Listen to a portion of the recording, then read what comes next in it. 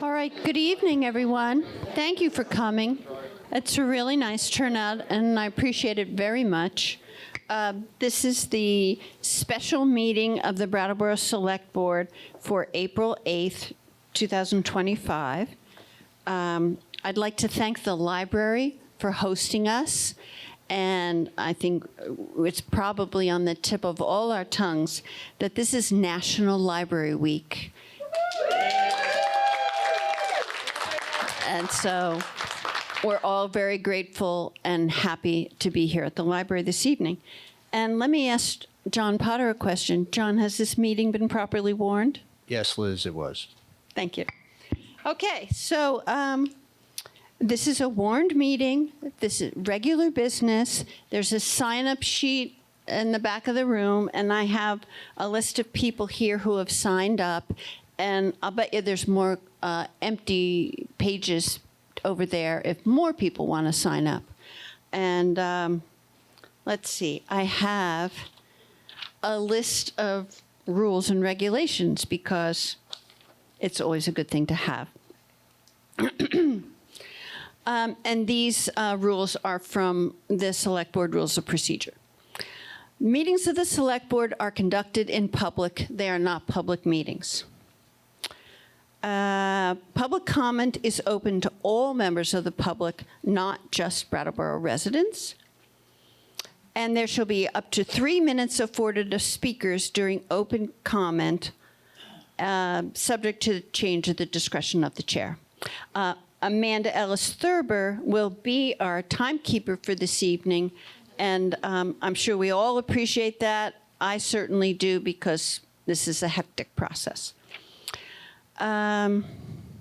Speakers will be taken on a first-come, first-served basis, though the chair may suspend this rule to protect against repetitive or non-germane comments and to assure that varied, especially opposing viewpoints, are heard. Speakers may be asked, but not compelled, to state their name and address. Members of the public must be acknowledged by the chair before speaking and address their comments to the chair, who may or may not choose to interrogate anyone further based on a speaker's request. Members of the public must wait their turn to speak and may not interrupt others. How am I doing? A member of the public may only speak more than once on the same agenda item, time permitting, with the consent of the chair, and only after every other member of the public has been given an opportunity to speak on the item. Order must be observed by all people attending a select board meeting, whether in person or electronically. No clapping or any other outbursts, pro or con. No person may disrupt, disturb, or otherwise impede the orderly conduct of the meeting or interrupt any person while they were speaking. And here's a good one. No party, representative of a party, witness, or speaker shall be permitted to make personal attacks on another speaker, a member of the Select Board, or any person whatsoever. No person shall be permitted to interrogate another speaker or any person present at the hearing without that person's consent and without the permission of the presiding officer given in advance of any such questions. And last but not least, the chair will follow a process to address any disruption to a meeting and as needed to restore order. Okay, so thank you all very much. Before we get into it, yes, Amanda? Can you describe the cards? Oh, sure. You want to take the mic and say that? You're off. Okay, hi. So this yellow card means you have 30 seconds left. This red card means you have 15 seconds left. Super. Before we begin, our state senator, Wendy Harrison, has a comment that she would like to make that is not part of this agenda. I don't know what it is, but she's certainly welcome.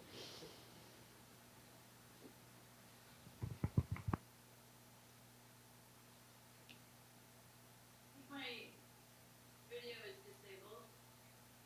There we go. Okay. Thank you, Madam Chair, and thank you all for your work. And this is not going to be an easy lift, but Brattleboro is worth it. And I just wanted to let you know about a brief conversation that I had regarding transportation with a state rep who represents Shelburne. And if you're familiar with Shelburne, it's a community on the lake in Chittenden County.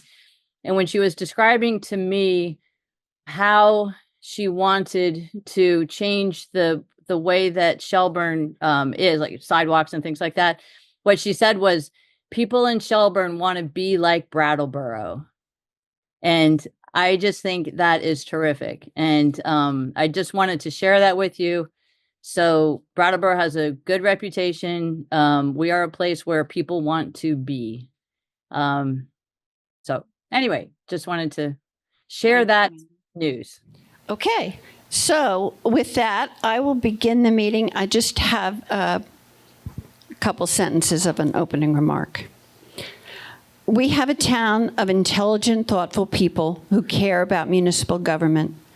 Tonight, we are providing a listening session for those who wish to speak directly to items on the agenda concerning the budget.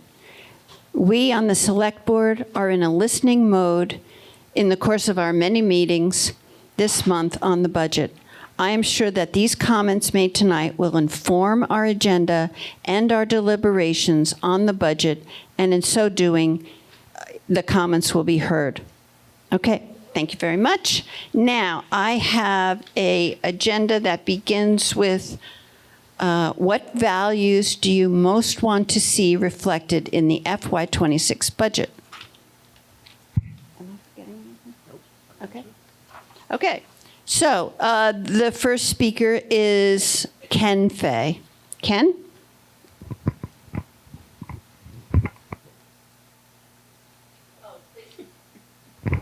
There's the microphone, so we're not going to be handing it around. I think it's better. Welcome, Ken.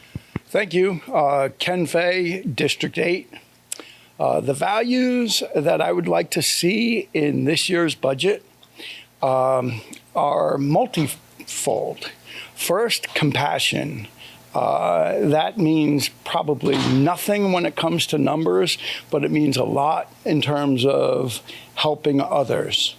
I would like the budget to focus on the humans more than the businesses. I understand businesses are made up of humans, but to me, a human that needs help is more valuable to me or more important to me than a business that needs help.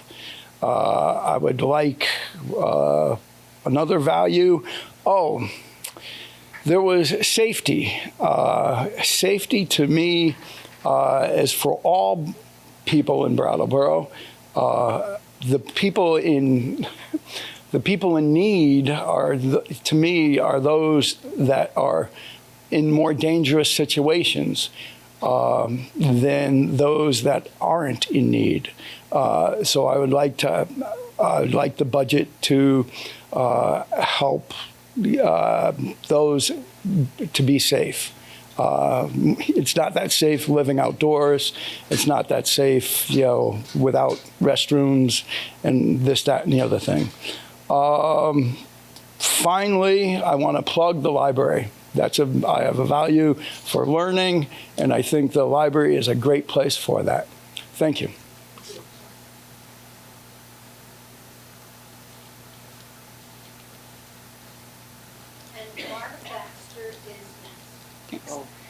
Can you just remind me of this question? I signed up for 2, so I just want to make sure I'm speaking on the right one. What values do you most want to see reflected in the FY26 budget? Thank you. So Melissa Swim, District 8. I gave a lot of thought to this question. I think, first of all, number 1 for me is safety, but that doesn't just mean safety for those of us that are housed and safe. There are a lot of people in our community that are feeling very unsafe, and I think it's really important to focus both on the safety of the community at large, but also to remember that we have a duty to take care of those most vulnerable. I think that's really important. I'd also like to see infrastructure, particularly roads and road maintenance, become something that gets a little more attention because it's rough out there right now. I really would like us to focus on a compassionate yet fair way to help the most vulnerable among us that makes us all feel good about helping those in our community that need it, and not resentful of sort of a us versus them. Basically, you guys have a really good opportunity with this budget, but also with the makeup of this select board, to remind us that unity is more important. I think we've all forgotten that this year, myself included, and I think our budget should reflect our values, and we're a community that cares for one another. So.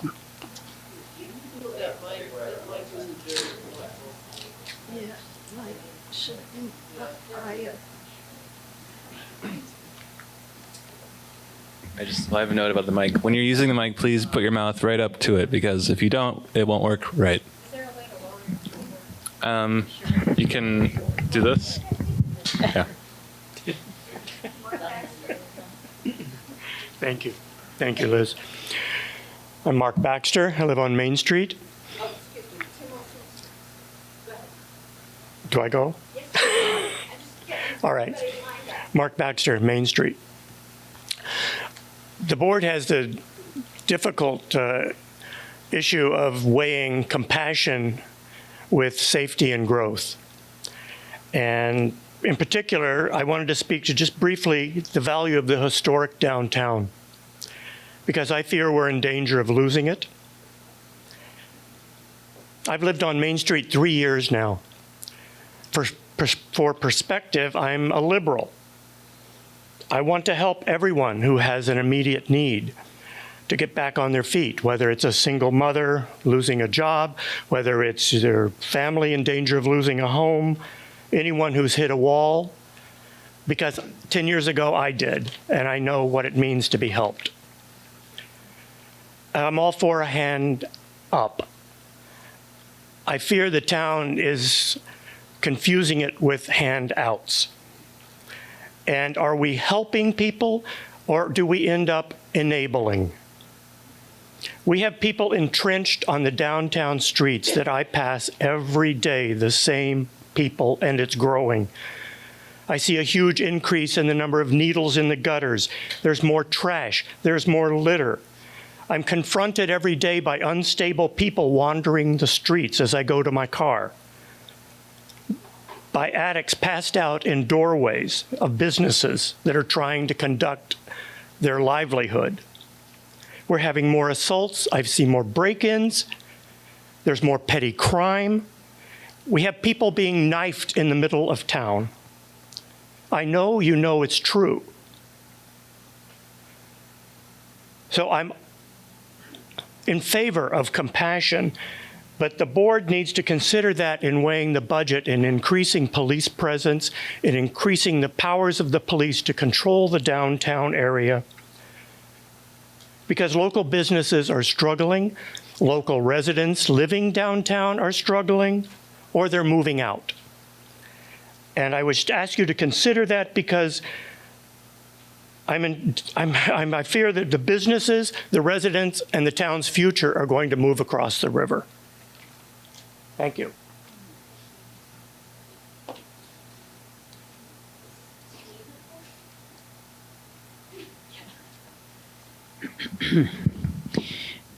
How do you compare justice, truth, beauty? I mean, how do you make a choice? But I spent my life probably surviving very painful situations through art. I'm 2 years old, I start drawing. And as I look back, and I spent a very long time doing art therapy at a psychiatric hospital in New York, lived in New York for 40 years, always needed to get out of New York, grew up locally, and I'm so happy to be here. But I guess I'm here not to say art's better than anything else or police or this or that. I'm only here to say that I worked with people who were criminals, were, I don't know, throwaway people. They came from all over the world. This is in New York from 1988 to 2009 on Staten Island. And so all kinds of people, very well-off people, people who'd been living in the streets, murderers, victims, and they could be often completely delusional, and they'd start to paint and be completely absorbed, not saying much, and know when to stop, did stop, and I would learn to ask at a painting that was completely incomprehensible, what's going on here? And they would tell me in great detail, all of a sudden, clear as a bell, the story of their life. And this happened over and over with children. I worked in the Bronx, children that were essentially the homeless throwaway children. The only thing that would work was poetry and drawing, which I had done for me. So I can't say of course we need police, but most people who are homeless are pretty harmless, in fact. So I don't have, I guess the terror of homeless people, I think, is sometimes overrated. And the power of the arts is always underrated. The first thing that goes in schools is art, music. And the people who, and even people who seem to be doing just fine, there's often a hunger to have and do art. And so I guess that's really why I'm here, that it works. And to have it be the last thing, I mean, the first thing that's cut is just, it's wrong. It can't be the first thing that's cut. We are here. People came here, back to the land. Most people are pretty committed to the arts, and they don't always know that it's not just a frill. I guess that's enough. Thank you.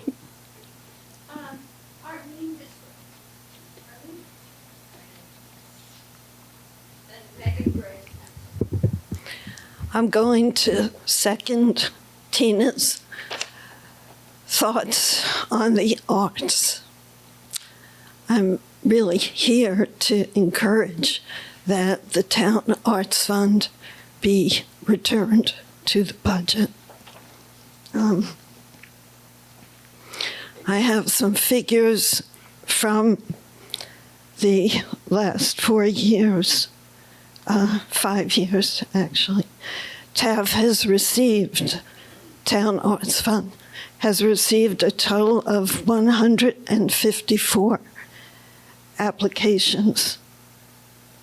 53 were awarded grants.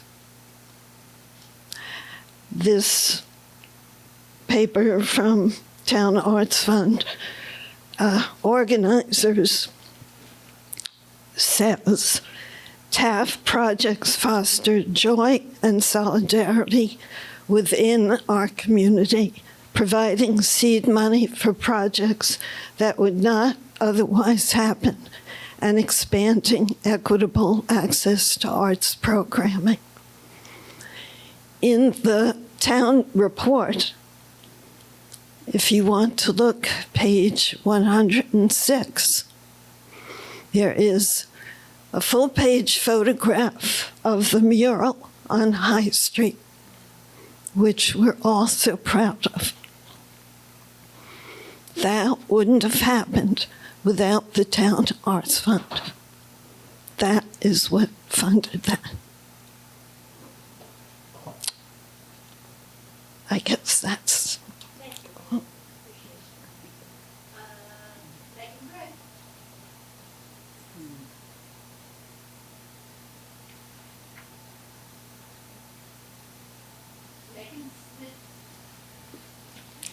Good evening. Thank you for your service. My name is Megan Gray. I live in West Brattleboro. I'm a new RTM member for District 9. The values that I'd like to see reflected in our budget include nuance in our discourse and appreciation for the diversity of points of view that are represented in our community. I think that we have a lot of potential for respectful discourse that I'd like to see amplified versus the opposite. I'd like to highlight our values of solidarity, including, and I'm going to use the phrase that I'm not afraid to use, even though it's become a dividing point in our national politics in particular, which is diversity, equity, and inclusion. I'll say as a side note briefly that I appreciate the fact that I think I see DEI in action in the makeup of our current board. So I'm appreciative to board members and to our community for that. I value accessibility, whether that's making sure that our deaf, hearing impaired, and otherwise needing alternate to spoken microphone testimony at these meetings are ensured accessibility during meetings, which came up last week. I think that needs to be guaranteed. In fact, I believe it's legally guaranteed. Our quality of life is important to each of us, and it means different things to each of us. As the parent of a young child and as the caretaker of an elder parent, I think that we can and should focus on quality of life from youth to our elders. And I think that we all individually can play a part in the collective effort towards that end. And that investing financially in programs, including social services and others that support our youth, our working people, our not working people, and our elders. Those are basic Vermont, New England values, and I think we should stand by them. I see the yellow card. Finally, I come back to the values of appreciation for nature and the performing arts. I'm encouraged to follow others in our community, speaking up for the importance of arts in our community, particularly for our children, for people on a healing path, and for all of us. Thank you. Thank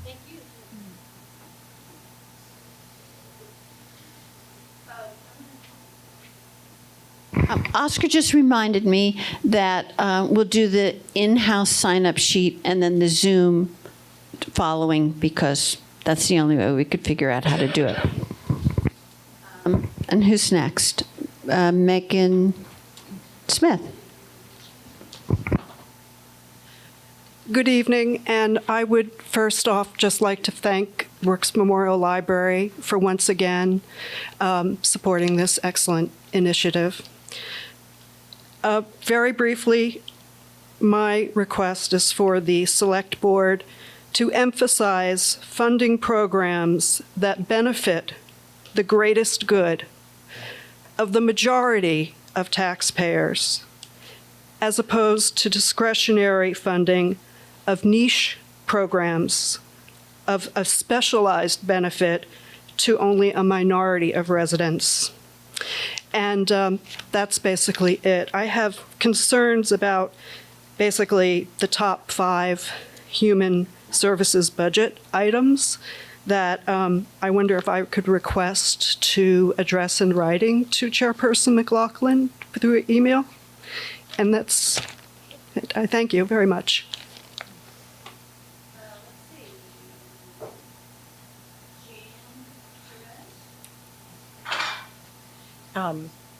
So I live in District 7, and I desperately want the Select Board to value what the voters have said. The voters said overwhelmingly well, not overwhelmingly, but the voters said that they were concerned about the budget. They did not want the human service budget to exceed 2%. And they also said they were concerned about crime. They said that by a margin. You cannot, and I've heard people sort of say, oh, well, we didn't get enough people. We didn't hear enough voices in the election. And I just want to tell you from a data perspective, you cannot impute data that way. That would be imputing your own bias. You can only look at the data that you have. The data that you have is that people in this town do not want the human service budget to exceed 2%. So that's my request. Listen to what the voters said. They've told you. If you only listen to the RTM, which is not representative of the voters, and they've told you that, you can see it in the data, then you're ignoring what the people want. And me, what I want. I'm tired of coming to meetings. I say that respectfully, but I'm tired of coming to meetings because I say this, I see it in the vote, and then people want to sort of litigate it over and over again. Like maybe they didn't really mean that. Maybe we didn't sort of reach out to the right people who will tell us what we want to hear. Maybe we can create a survey that will tell us something different. Maybe we can have this open forum that will tell us something different. All the people who are represented here deserve to speak and to be heard and, and valued. However, the data told us what it told us. It told us that people don't want the budget over 2% for human services. It told us that we're concerned about crime. I could tell you stories about, crime in my neighborhood, which is right on Western Ave, but I don't think we need to hear it. I speak for the majority, apparently. Anyway, that's it. Please listen to the voters. Let's see.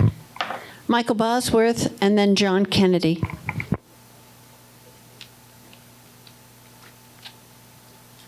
Thank you, Michael Bosworth, town meeting member from District 9.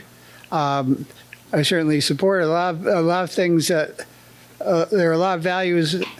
I certainly support the value of safety because I think it affects everyone and everything that we do. I think the tough thing is I don't know that we can afford everything, and I want to bring up the value of affordability.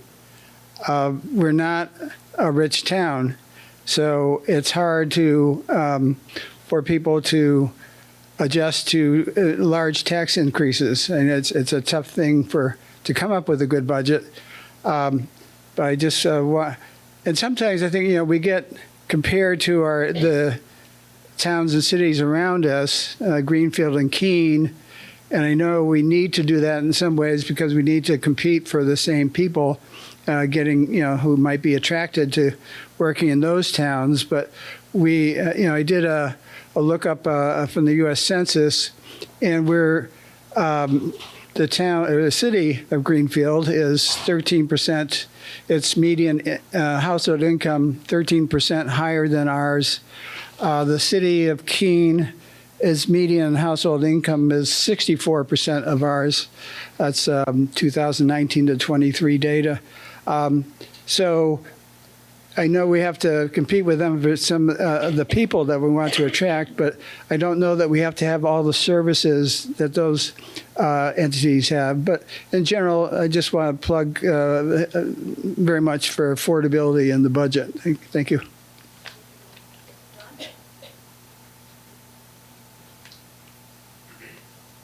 John Kennedy, District 7. I do not envy the job you have.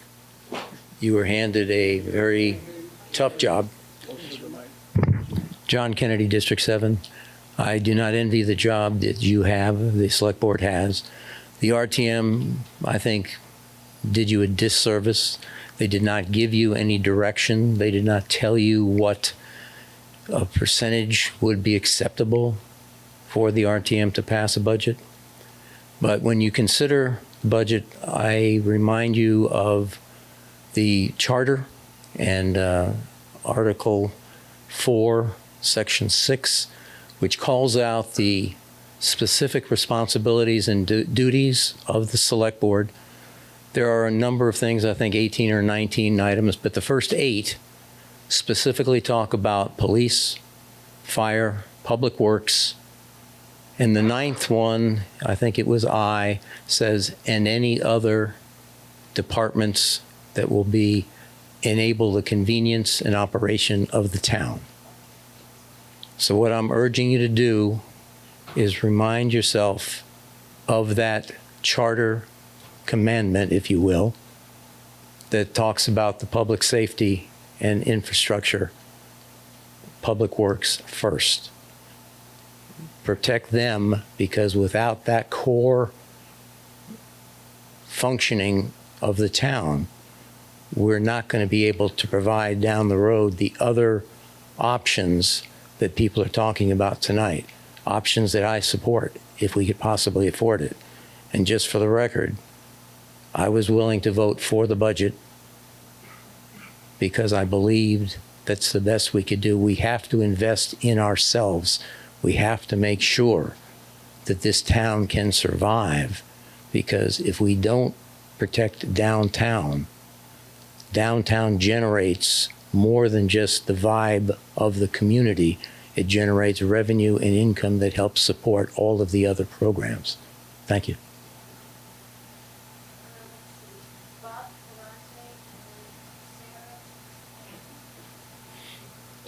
Thank you. Bob Ferranti, I'm a new RTM member for District 9. Talking about values, I think there's a couple of metaphors, and, sorry to speak metaphorically, but if you're going to try to build a building on a shaky foundation, you're going to have a shaky building. So what we'd like to see is a sense of what is our fiscal responsibility to our town? And are we correctly using the facilities that our tax base provides to us? My biggest concern when I looked at the budget was we seem to be getting into the habit of overextending ourselves. Then taking a step back saying, well, where does the concept of overextending ourselves come from? And we look at our town as a fixed sum tax base of mostly homeowners. 66% approximately homeowners are paying the bills around here. We're seeing less local business rather than more, also contributing to the wealth of our town. So perhaps there is a second metaphor. We're seeing a vicious circle of increasing chaos and lawlessness downtown, a moving out of local businesses, and a depletion of our tax base. All the things that people talked about today, I support. However, if we can't build our town on a strong tax base, we're not going to have all the things that we want to give ourselves. We're not going to be able to help the homeless. We're not going to be able to help these people. So can we turn that vicious circle around? How do we create a virtuous cycle where we improve the quality of our downtown, we improve the perception of safety and the feeling of safety that people can get? We attract businesses to our town who can, I can't buy a new set of clothes in Brattleboro. I have to go to Keene to buy a set of clothes. Why don't we have a clothing store at Brattleboro? So how do we create that virtuous cycle where businesses want to come to Brattleboro? They want to offer their services. They want to help us grow our tax base. Okay, and that's pretty much it. And I want to thank you guys.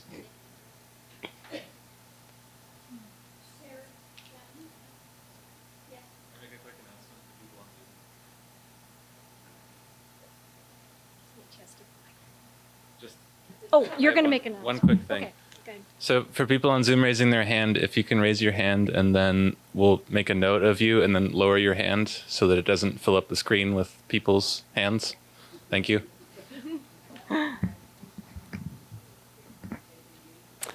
Hi, Select Board. Thank you for your service. I'm so glad to be here tonight. This is a really hard question for me to answer because I love Brattleboro. I've lived here for 30 years. I also grew up in the area, so I went to Brattleboro Union High School and came back here as an adult and decided to raise a family and bought a home so that I could walk into town. And I've been walking into town for 30 years. And I've been shopping locally for 30 years. I've always decided that it was more important to spend my money here in town than it was to spend it on Amazon or anywhere else, as the internet, sort of came into being during the 30 years I've lived here.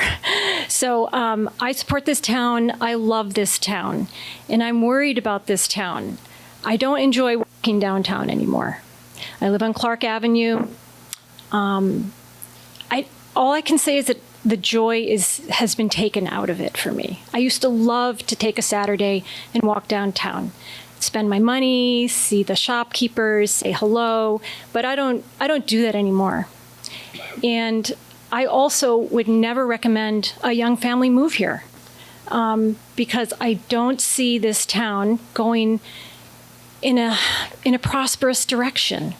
And so, I'm really just concerned about that. And so things that are really important to me are the downtown businesses and the businesses on the peripherally, the peripheral sides of town.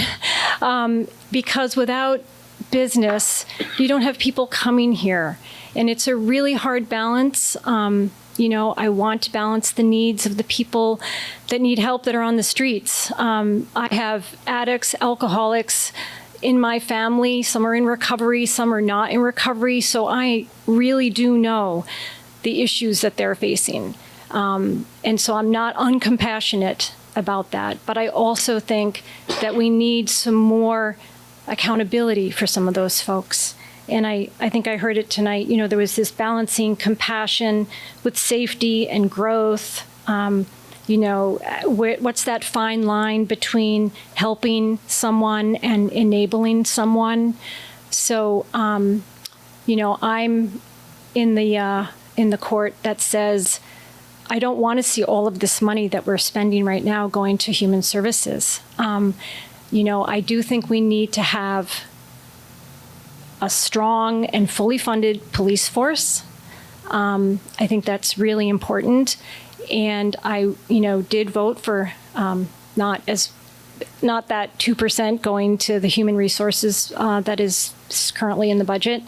I'd like to see less. And then at some point, we maybe can up that once we've got some more money coming into town, once we've got a little bit safer, town overall. So what else? Infrastructure, that's also super important to me. The potholes on Clark Avenue are ginormous. And so I think it's really important that we focus on essential services here in Brattleboro. And what else? Oh, and state funds. Oh, okay. State funding for, I really think that we should look to get some state funding to fund some of the services that we'd like to provide to people. We are a hub town. So a lot of people are coming here for services that, as Brattleboro, its tax base just can't continue to support that. That's what I think. So thank you so much.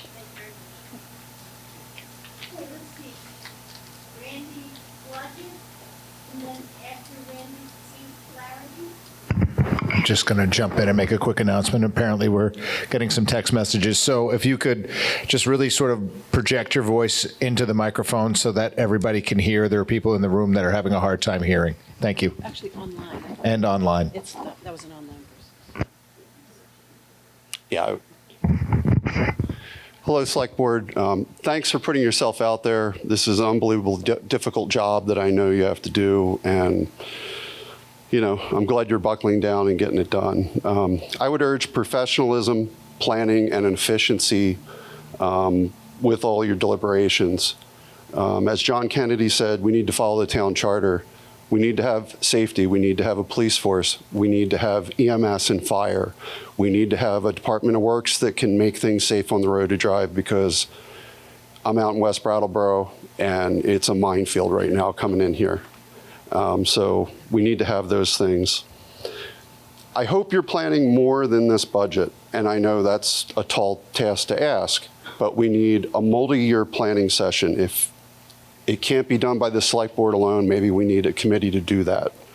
And we need to be 1 year, 2 year, 3 year, 4 year, 5 years, and 10 years out, because we can't let the solid waste thing pop up in some other matter and 12% increases just keep popping up. It's unsustainable. We need to plan because we have more housing coming online in the next few years. We have, several things approved, some more coming online. It looks upwards over 100 units. And I just fear, do we have staff to be able to handle all those new problems and to pay for it? They will need more services. Other residents also need services. And I do like a hand up, not a handout. I think we need to really look at it that way. I know a lot of the services, I've tried to interact with people and find out what's working, what's not working. And some short-term things, like for addiction, we give somebody 9 days of help. I mean, is that money misspent? I think so, because if it's not enough or the program isn't enough to help really solve the problem, what are we doing? Maybe it could be better spent to help them in other ways. I'm not sure. I don't have all the answers. But when I talk about efficiencies, we need to look at what's actually helping and what isn't, and reroute that money to what's helping, because otherwise we're just wasting money. And planning, hey, we just need to look at everything we do, and we need another set of eyes on it however and whenever we can to look at what's coming, what pitfalls, and go from there. So thank you again, and I look forward to coming to meetings and see how we can help as a community.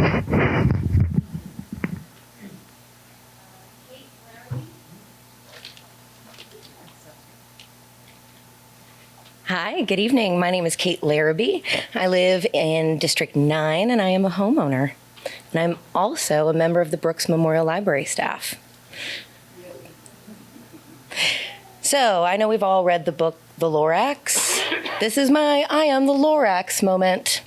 I've had a number of opportunities to listen to voices speak about what they value this evening. So I'm really excited to offer my 2 cents to speak for human services. I hear that taxpayers feel a lot of trepidation and fear and anxiety about what their lives as homeowners look like in Brattleboro. My husband and I have lived in 6 different places in 5 years, partially because of my professional life in the arts. We traveled. I've also lived abroad, had the opportunity to live in France, in Italy, and in every place that I've ever lived, the thing that made the place beautiful, special, or valuable was the people in it and how they treated others. Valuing human services isn't just about offering opportunities for people to get out of the snow or the rain. It's about treating people like they are people. And that's something that human services should do efficiently. It should do in a data-driven way. And I also want to offer that the data does support that licensed social workers are the most effective at helping the houseless, at helping the vulnerable, at helping children, at helping the elderly, and at helping adolescents. When it comes to a police force, their value in town is so present. And also, they are not the only way to step forward and offer protection and a sense of safety to our community. As a member of the staff here, I get to see every single day how much it matters to look someone in the eye and be the only person that offers them softness, to be the only human being that looks at another person and says, "I'm so glad you're here. How can I help you?" No matter who you are, no matter what you're wearing, no matter where you come from, no matter if you've been in the rain all night. And that matters more. If you really think about it, the value of a human life is incalculable. And when you look at the deaths that we've had this winter from people freezing in the snow, all of a sudden you have to re-examine how much your dollar is worth. Thank you.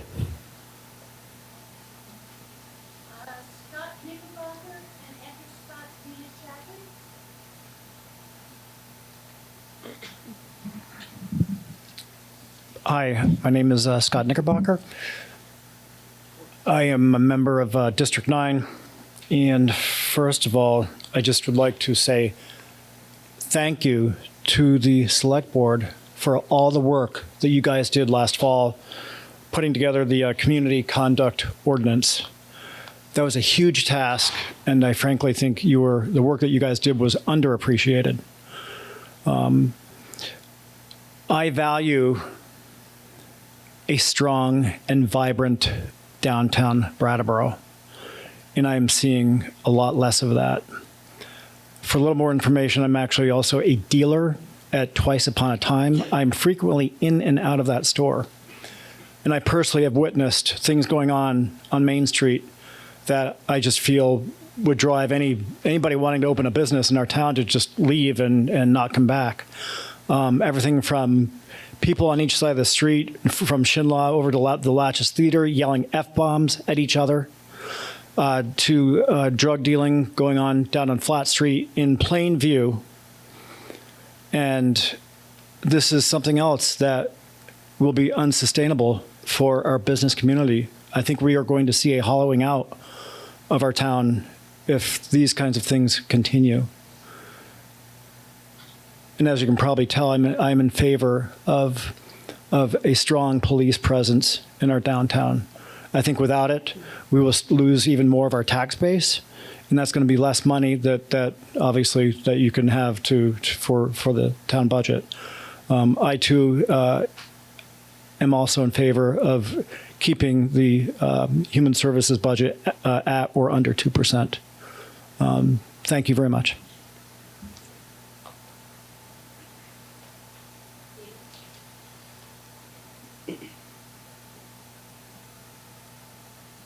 Hi, Dina Chadwick, District 9.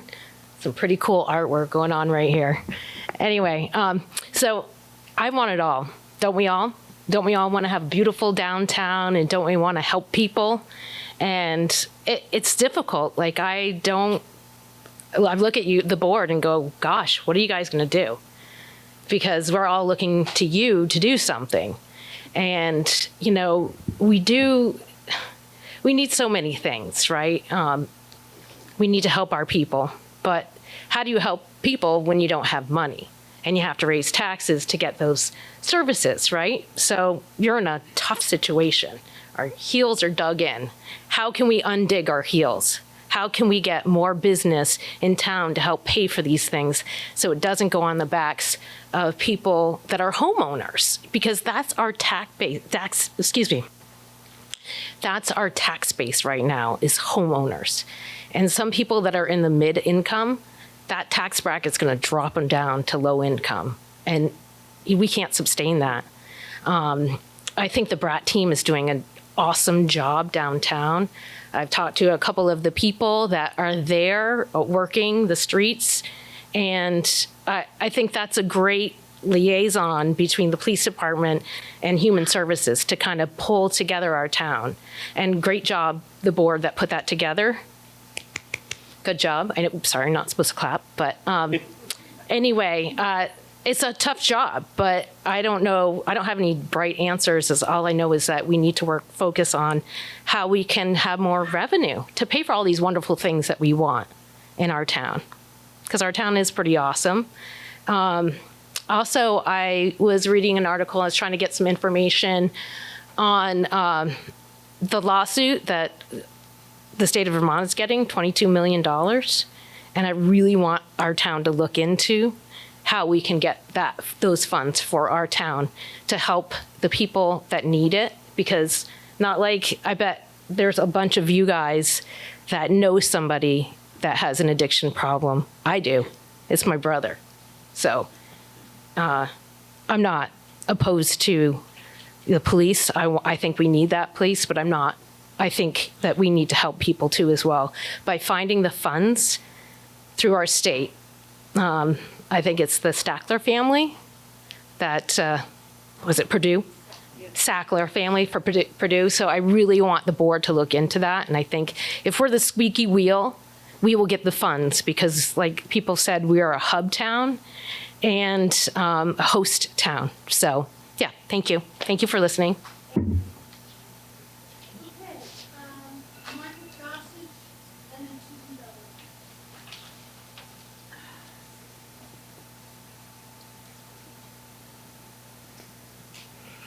Hi, I'm Marta Gossage, District 9. Oh, I see why people are talking softly. It comes back to you kind of loud. So I was really grateful when you allowed this question about, like, what are your values? And even what Peter Kay said at the RTM, like, where are your values? I don't know where they are. So I want to say something a little bit different, because having this every single conversation be a binary between human services and police is reductionist and doesn't serve us in this greater discussion starting the budget. I love Brattleboro. I love Brattleboro so much. My friends started hearing about it and started visiting me because I just speak so highly of this town. Any marketer will tell you, when you've got like towns where anybody could visit or anybody could live, what's your differentiator? Well, the first time I ever stumbled on Brattleboro was when we were looking for places to live in Massachusetts around Greenfield, and came up and it happened to be Strolling of the Heifers. There is nothing more joyful. And I was a 4-H kid and saw all of these great future farmers and all of the happiness and the cows with flowers. And all of a sudden I just went, this is like nothing else. This is amazing. So I'll tell you what my values are that I think actually aren't my values. They're the town's values. I think Brattleboro is known as an artistic, literary place, a great place to raise kids and be outdoors. So I appreciate living in a place that values those things. That's what our differentiator is. This is why a lot of us are here. And I would like to see those things reflected in the budget. The list of cuts that the Finance Committee put into their packet hit pretty much all of those things and took funding away and didn't value them. So things like the library are amazing. Things like our town arts committee, and it's only $10,000 and we want to cut it to save money. Why don't we just make it $20,000? Because while we're fighting this kind of epic battle of poverty and addiction, we also need to be a great place to live. If we don't have that differentiator, it's just blah, it's gray, it's nothing. That town arts committee has allowed these murals to go up. I'm especially appreciative of the ones from the Art Lords. We have this wonderful group of young folks.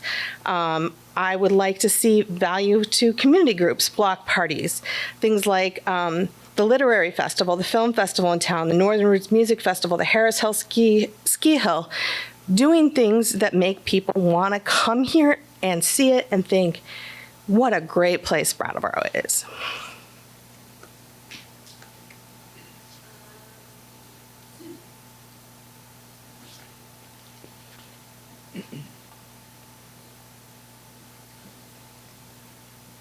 If I'm not speaking up, let me know. Susan Belleville, District 8. So someone recently said to me, and it helped refresh my memory, Brattleboro can walk and chew gum at the same time. There's absolutely no reason why we can't take a hard, strong stand on public safety and show the world that we are acknowledging we've got problems and that we can also encourage businesses to come here because we're willing to make those efforts to fix what we identify as issues that need addressing in our community. It is wrong to think that there's any one area that needs more attention than another. But if we don't take care of the town safety and infrastructure, we're not going to be able to convince businesses as well as professionals that we have the skill set to keep their businesses with employees as well as a safe place for their families, their employees' families to live and grow and just be a great community. I'm going to tell you a little story that happened this winter. As many of you know, I probably park a lot in Harmony parking lot, and I watch people. I was parked there one day, and I watched these two young families come back from a day of shopping or eating out, young children with them, and they were parked in the Harmony parking lot. there was a big snow bank at the end of the parking lot where the town puts the snow. Well, the young people went over and started climbing the snow bank, and they were having a great deal of fun. And the dads went over, and the kids were throwing snowballs at Dad and trying to see if they could reach him, and they were having a great time. And a street person came along and got between the dads and their children and cut that fun time short because the dads were getting nervous about that person getting between them and their children. So eventually they convinced the gentleman to move on. There was no incident. There was no, but I saw the dynamics change and how the family was interacting in that moment, when they were having fun. So this person, the street person, then went over and started engaging the two moms who were quite a distance away from the two dads in a conversation around their car.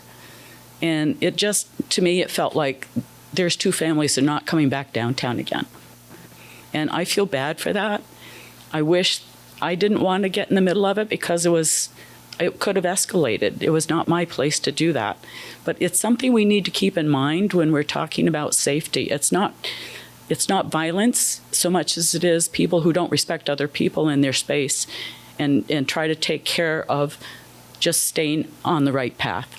Thank you.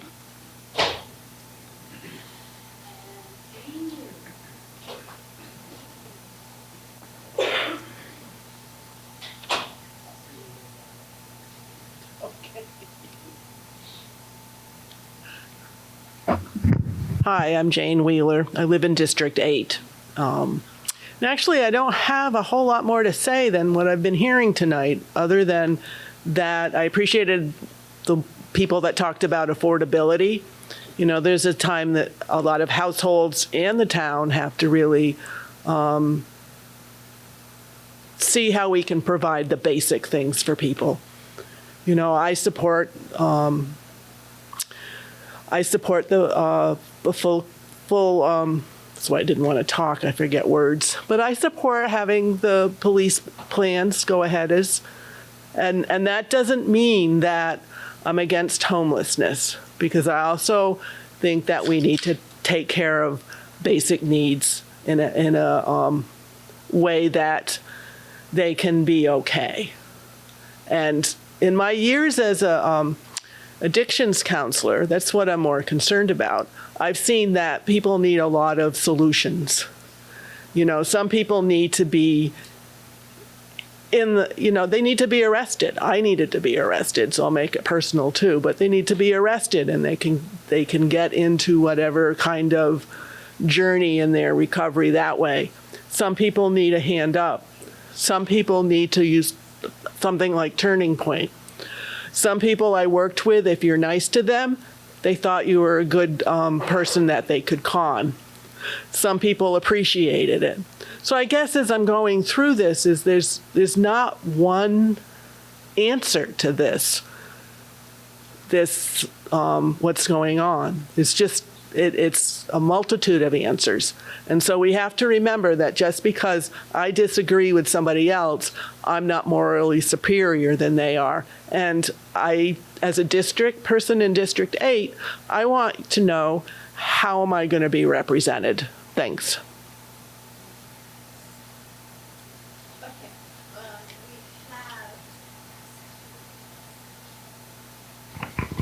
Thank you, Pete. We have several more people in the room who want to speak on question 1, and I'd like to hear them. But I think when we get to the people on Zoom and question 2, we're going to have to move down to 2 minutes instead of 3.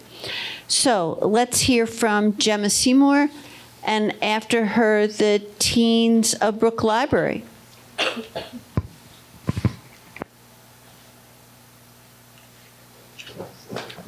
I got you.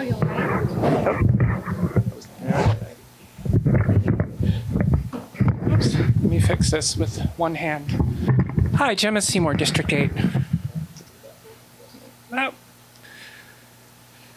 During my campaign for representative town meeting member, I made a point of publicly, truthfully, and transparently stating that my values are equality, liberty, and justice for all, and that I was running on a platform of equity and growth, not just for the residents of Brattleboro today, but for those who know we are coming here to one of the few areas of the country that has been identified as a relative climate refuge in the face of an inescapable global climate shift. These are the values I want reflected in our municipal budget, a Brattleboro for all. While we face a number of immediate and short-term challenges in Brattleboro, in addressing those problems, we cannot afford to lose sight of the long-term outlook so that we can rebuild our town not as a snow globe dedicated to sentimentality for a 19th and 20th century way of life that was never welcoming to all, but for the challenges we know we are all facing in the 21st century.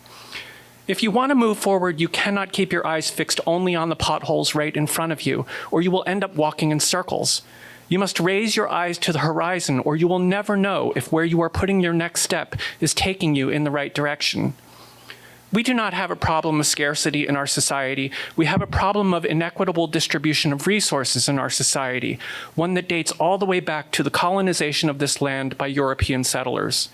It is high time that we fixed that with public policy that supports equality, liberty, and justice for all. Our town infrastructure and our building stock is in a critical state of disrepair, and the ways in which we have used our land in the past are ill-suited to the realities of today and tomorrow. We must invest and incentivize condensing development and redevelopment to our populated downtown core. We must make it make sense for people to live downtown affordably, comfortably, and conveniently without cars by investing in disability access, pedestrian safety and comfort, and active transportation infrastructure. Only by attracting new residents will we be able to expand our tax base to create a sustainable future. And more people on the street at all hours of the day and night are the primary factor in creating and maintaining public safety and public order. If we here, as the 6th largest municipality in Vermont, astride an interstate highway and the first new passenger rail station in Vermont in a century, the closest Vermont town to 2 of the largest cities in America, if we cannot find the means and the courage to do this, then we will fundamentally fail ourselves, our children, and our environment. Thank you.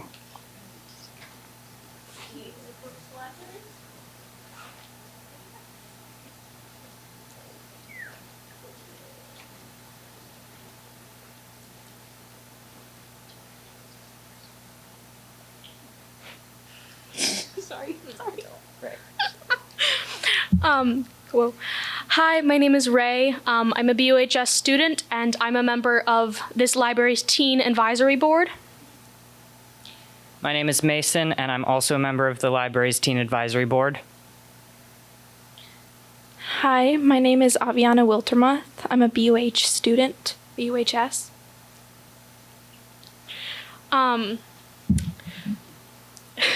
As teens of the community, these are a few things that we feel are important to fund in our community. Having a safe public environment that's open until 9 p.m., it's more accessible for people to actually get to and stay at for a while, and it gets dark very early, half the time of our year. So if stuff is open later, it's still safe, whereas the streets may not be, and like public parks. We feel it's important to have the funding to be able to buy material that reflects all sorts of people and material that everybody can see themselves represented in.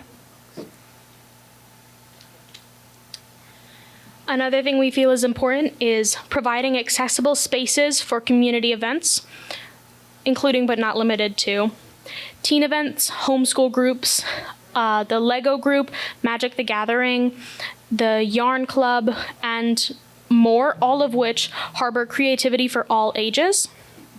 And then the final thing we'd like to say is having youth/teen representation on the select board.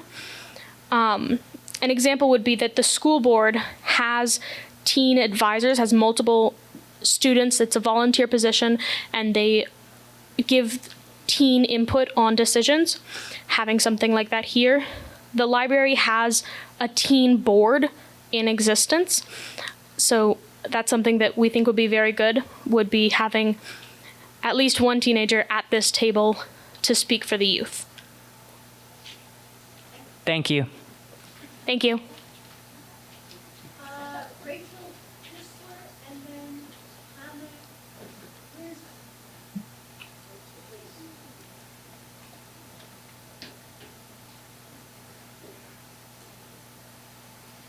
Hi, Rachel Dissler. I'm a new town meeting member from District 9. I'd like to speak in support of returning the town arts fund to the budget, as well as supporting the budget for human services. Brattleboro, like much of the state, is struggling to attract new residents, in particular residents who would add to the tax base, so more middle income, young families, etc. In my experience talking to people who have moved to Brattleboro, both from places at a distance around the country as well as other nearby towns, one thing that I hear time and time again is that it is the arts in this community that had been the decision, sort of the clincher for them, seeing the vibrancy of the arts and how the arts were held up in this community was really a clincher. As well, we know that I'm also a licensed mental health counselor and a practicing arts therapist. So I'd just like to reiterate what was said before me of the value in the arts in addressing those sort of conditions of despair, addiction, homelessness. These are often considered I don't want to use the word plagues, but they're sort of rooted in despair of humanity. And the arts play a critical role in giving voice to the voiceless and lifting people up out of despair. The arts are also an important part of making the community, so bringing that joy back into the community. The murals that we've seen go up in the last year or two bring back that joy and that light into the community when so much is struggling. In regards to the human services budget, when I look at that budget, what I see is on majority programs that are supporting young families, supporting our elder, and we live in a town where the majority of the population is over retirement age and living on a fixed income. And when we are trying to bring young families here, having those services that support places for their kids to be, support those young families to be able to afford to be here are really important. Lastly, I'd just like to point out that under the current climate, I see the card and I'm not ignoring it, but I see what's going on nationally, federally, and funding for these kinds of supports that a lot of our community rely on. Things such as support paying heating bills are being depleted federally, and I think that for a lot of the members of our community who might not currently see themselves as likely to need those services that are being supported by the human services budget, could see a need to tap into those in the not too distant future. Thank you.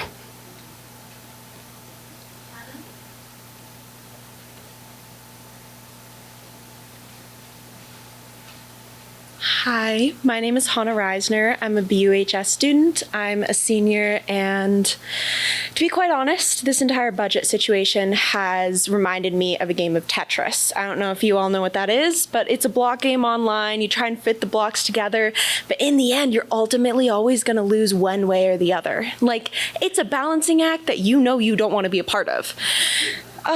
And perfectly candid, I don't feel like I can express my opinion on all of these points that I feel like a lot of people have covered here, because I don't feel like I'm well educated enough on these certain situations that deal with human morality. Like, do we put more people in the police force? All of that. So I'm gonna specifically focus on funding for like arts and the library, because that's something I feel comfortable talking about as someone who is an art student and has been heavily involved in the art community in Brattleboro.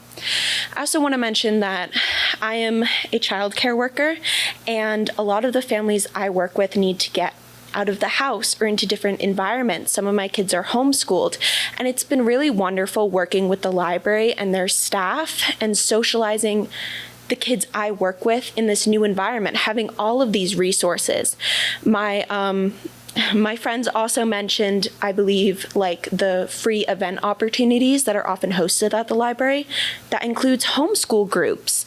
And it's really important, the socialization and like just to have a space like this in the library.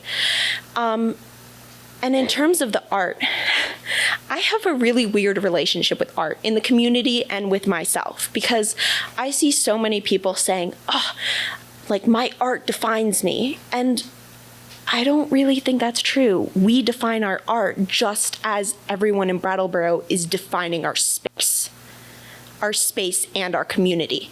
And I think while art is important and doesn't define us, it is important that we continue to support spaces that will support art, our children, our young people, all of that. It is important to have those resources. I look at the murals around town and I'm happy. Like, yeah, I turn the corner and someone might be selling drugs, but hey, there are those murals.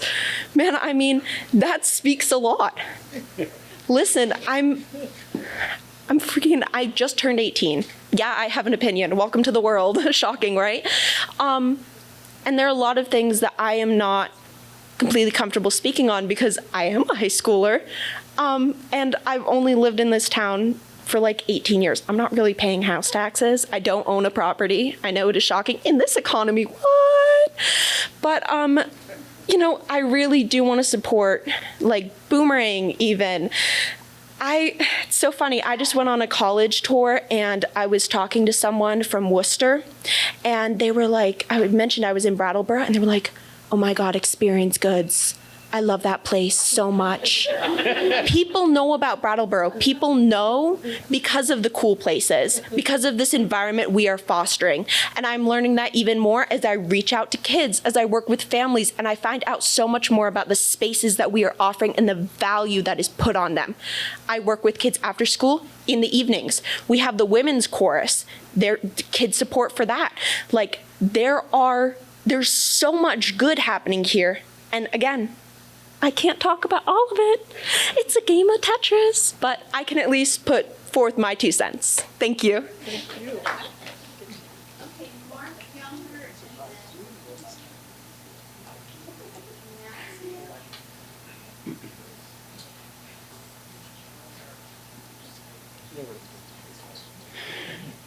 How you doing? Mark Younger, District 7.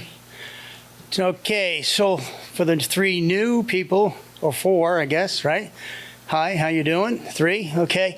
So I sit here listening to everything going on, and you guys, everybody in this room talking about spend that money, we need things for this, we need things for that. But where is it gonna come from? Us, the taxpayers. People who have apartments yelling and screaming that the rents are too high. Why is that? Because we have to give money to people who want to spend it, you know, and you got to really let that sink in for a minute, okay? So starting with the town itself, downtown, you want to make that come back, you got to make it worth inviting. You got to have people want to come to Brattleboro, not just because there's an art center or whatever. All the clothing stuff is gone. Why? Cost too much. Why does it cost too much? Well, you got a 1 or 2% tax rate, right? You have cost of, you know, renting a space is gone through the roof. Why? Taxes again, too much. They move across to New Hampshire where it's cheaper. They move out of town. You guys need to sit down and figure out what are we going to do to bring people here to open up businesses.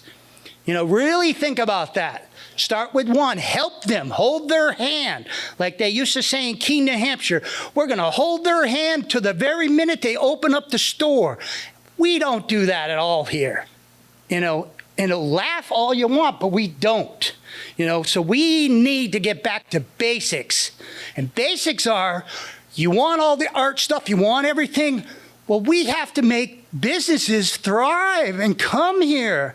And the only way you're going to do that is to hold their hand and help them every single bit you can. You know, I spoke to the town manager a couple weeks ago about how can we save money on the budget? Well, when my grandfather lived here 75 years ago, we paved our own town roads. You know, so where do we start? We start there. Maybe we have all the trucks, we have all the bulldozers, we have all the graders. What are we saving by doing our own asphalt? You know, whatever we're paying out, we're saving. And we could be putting it on the art stuff. We could be putting it on other things. Your painted roads for the bikes. All that stuff could be invested there, but we have to start. You people have to start and think that way. You can't think, you got to think, how are we going to save it? You know, and then you got the old people that live here that are paying way too much money. They can't live here. The taxes are too high. Why? Because rents are high, taxes are high. Everybody's screaming that we have to do something, but I don't see anything being done as far as the taxes for old people that want to live here and die here. I've been here for 59 years, and I think it's the worst it's been in probably 15 years. Downtown as a whole, there's too many empty spaces. And you guys really have to pay attention to help businesses grow.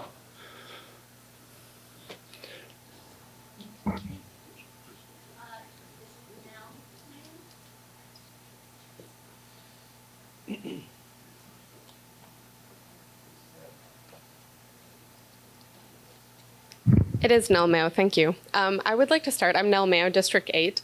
I do think that, call me to order if you need to, but I would like to address the fact that we need to have some amount of civility. Kevin Younger, who just came up here, told someone to fuck off. When the Keens came up, his response was, Jesus Christ. I don't think that we can have people threatening other people in the room. I see he's gonna leave now, but I think that's an issue. I talked to Star, and that's all. I think if people are talking loudly during other people's comments and then asked to be quiet in their responses to swear at people, we can't have that. So whether or not I'm allowed to comment that was happening, and I would like that to be known. I would urge, I'll preface this. I'm new to the area. I moved here 2 years ago. I joined the Town Finance Committee this year because I would like to be educated and I would like to be able to have an informed opinion and to talk to other people with an informed opinion. We had our first meeting on Monday, and what was imposed upon me there, so just to echo that, is that it would be, there was a lot of talking about taking emotions out of the equation. There was a lot of talking about multi-year spending or multi-year planning, which has been brought up by other people here tonight, and the imperative to be responsible with what you are cutting now, creating a hole for the town in later years. I think that could be looked at some of the cuts that the Finance Committee highlighted in their report. I think that could be looked at, while it will not affect the actual budget, by using the revolving loan fund for the proposed substation. Because if you're taking money out of a loan fund that has no intent to be repaid, I think when other things come up, which we will see more crises coming through climate disasters, we're seeing a lot of flooding in Vermont, and that's going to get worse. It could hurt the town in the future. I also work in construction, and I would be really surprised if a fixed bid at $707,000 for the substation is sustainable, especially with the way materials are going. I think we're going to see like a huge fluctuation and instability in material prices the same way we did during COVID. I have thoughts on that, but I'll keep it succinct. So in terms of values for the select board to consider going forward in the budget, I would say, sorry, I'm a little elevated, but I would say prudence, and I would say future thinking, and a lot of what has been rehashed today has been talking about human services and police funding. From what I understand, most of the police positions that were filled, sorry, is the yellow card I'm done or I'm out? Okay, most of the police positions that were filled had already been promised. They were already available, but they were unfilled. So those are promised, the money is spent, right? That's what we voted at RTM, was to post that as a deficit or to take it out of the unassigned fund balance.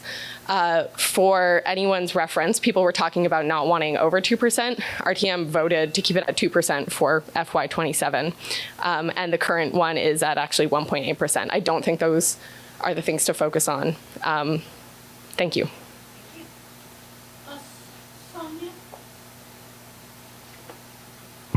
Sonia? Hi, thanks. I kept writing down more values as other people said things. Sonia Silbert, District 9, one of the values I have for this town is affordability, and that is particularly around housing. One of the things that I feel like is having a dent in the art community in our town and in a lot of different aspects of our town is the inability to find rental properties or any affordable housing right now.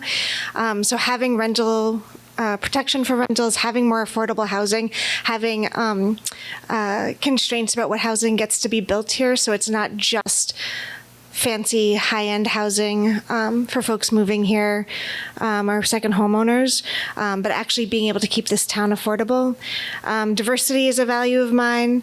I moved here 7 years ago, and I would wax poetic about how beautiful it was here and how wonderful it was and how I loved the community. And all of my friends who are kind of like the people it felt like were like Brattleboro wanted to move here, right? Like youngish, college educated, probably gainfully employed. Like Scott was paying us to move here, and like they were like, we're not going to move to Brattleboro. It's not diverse, and there's no public transportation.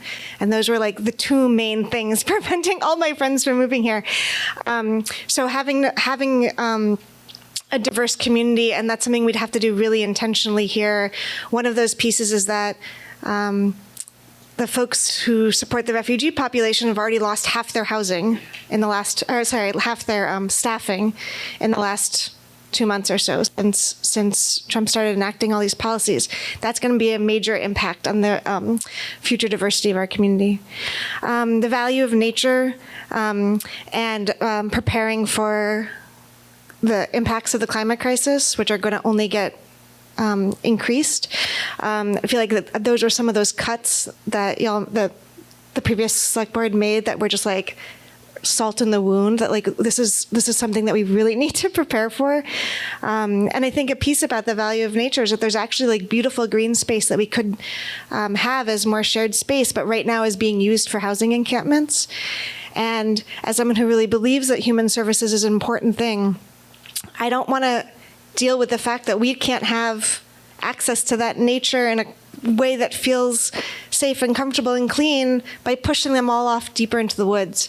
I would rather deal with that by actually giving people housing, giving people supportive services, and dealing with the root causes of the issue.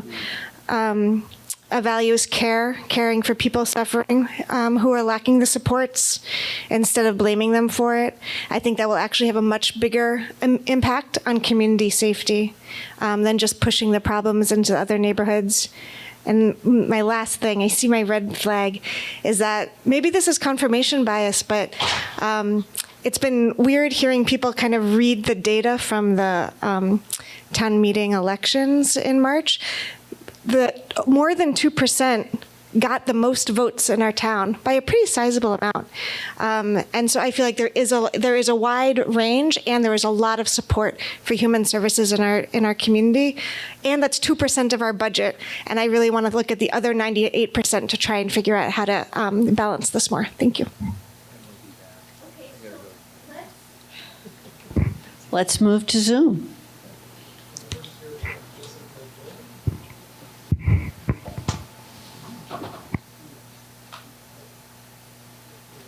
On me? Is it my turn, you guys? Yes. Okay, great. Thank you. Hi, everybody. Let me see if you can see me. I'm going to get in some light. My name's Jessica Dolan, and I'm your friendly District 8 RTM member.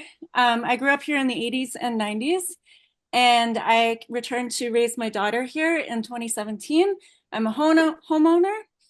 And because I'm raising my daughter here, I'm involved in a wide range of things having to do with families and children. And so in light, I'm going to try and go as fast as possible. In light of focusing on the other 98% of the budget, I'd say that my primary value is loving stewardship of Brattleboro. And I'd like, first of all, to talk about the infrastructure part. So the public works part of Brattleboro, I think, is really, really important. One way that we can attract more and more people here and also make people feel like we're valued and cared for and that we are treated with equity is by lovingly caring for our infrastructure. That is repaving the roads, making sure that there's strong retainer walls, upgrading the infrastructure for the massive amounts of flooding that keep happening, and caring as intending for the public spaces and third spaces in this town as much as possible.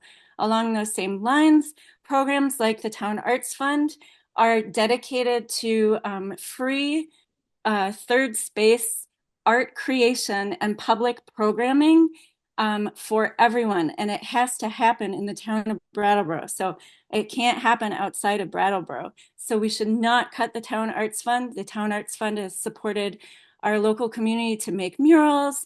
It supported me to host 11 different dance parties called Boogie Down Kids that probably well over 800 people came to over the course of 2 years.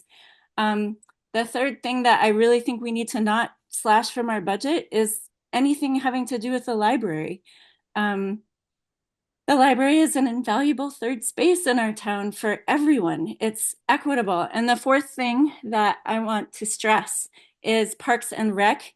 Some of the most equitable spaces in Brattleboro for enjoyment of life and for everyone to be here together is Memorial Park.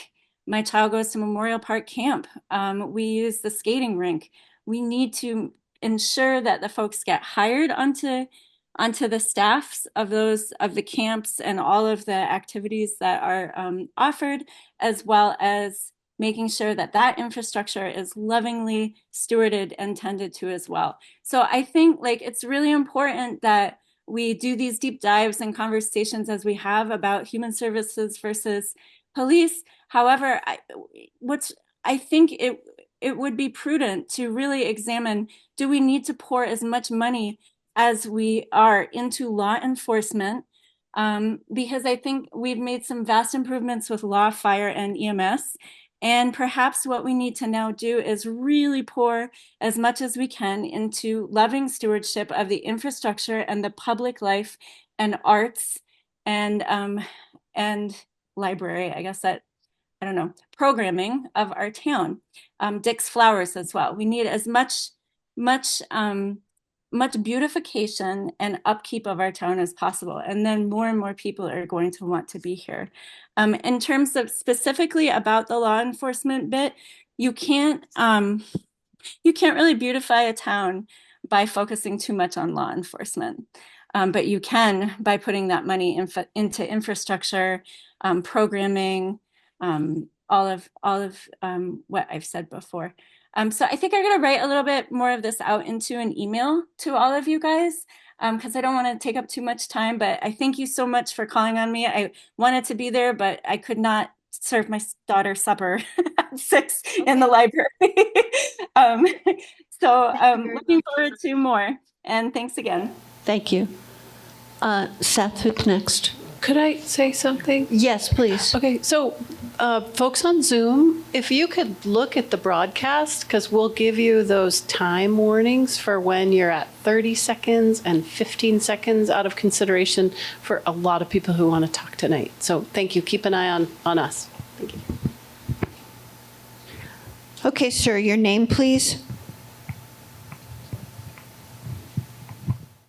Good evening. My name is Gerald Stockman. I'm a Brattleboro resident in District 8. And I have just a couple of quick comments. I don't want to go on too long. In terms of values, one that hasn't been mentioned that I would like to present specifically for the board are trust and transparency. I don't envy the board their current responsibility. I have a great deal of admiration for the volunteerism that you've all displayed. And I think you have a bit of an uphill battle in terms of attitudes in the town, negative attitudes toward the previous select boards, especially with respect to trust and transparency.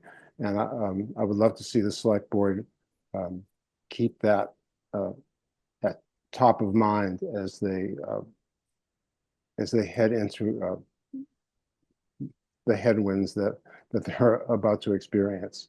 And I'd also like to reiterate support for specifically the library and the Parks and Recreation Department. These should be considered as much essential services as any other service that the town provides. They are not frills that are low-hanging fruit at a time of budget cutting. They are essential. They are important in terms of maintaining our sense of community. And I just want to strongly advocate for that. And that's all. Thank you very much. More?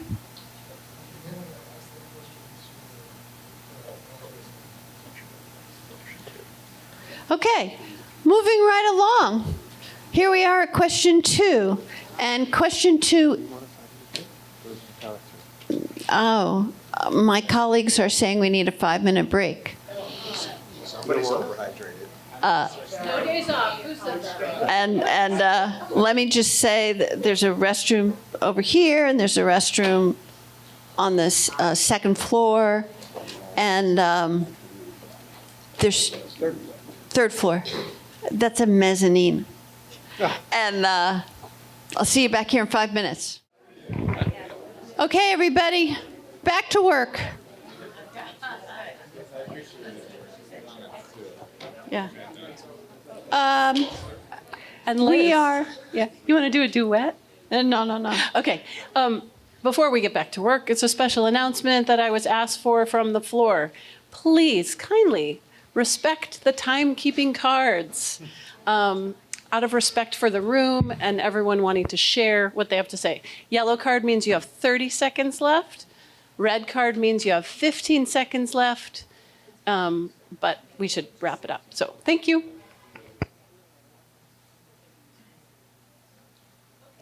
And I remind the crowd and our timekeeper that we are now moving to 2 minutes for question 2.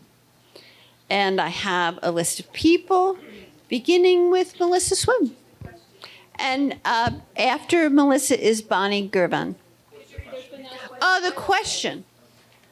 What topics do you want to see the select board do on a deep dive or a deep dive on?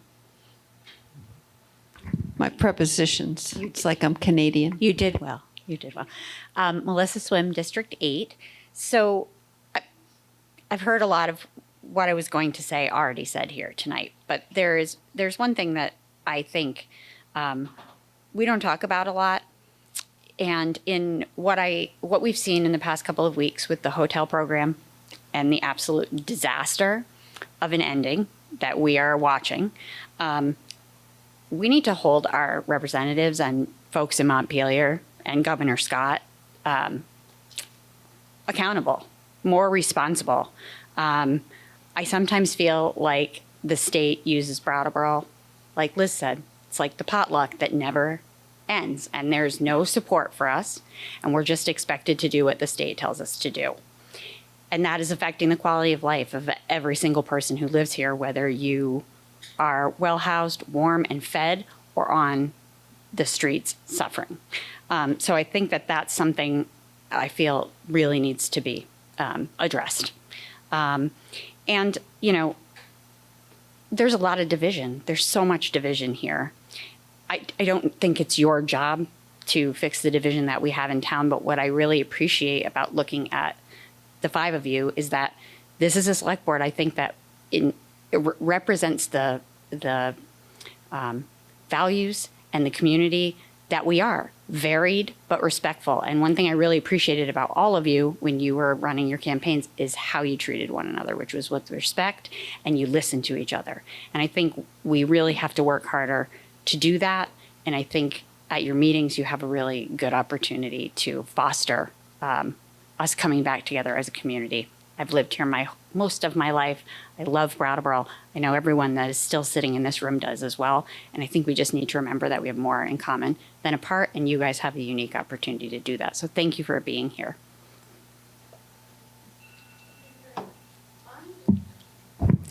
Bonnie Gervin. I'm sorry, am I too loud? I am a homeowner, District 8. Thank you guys for being here.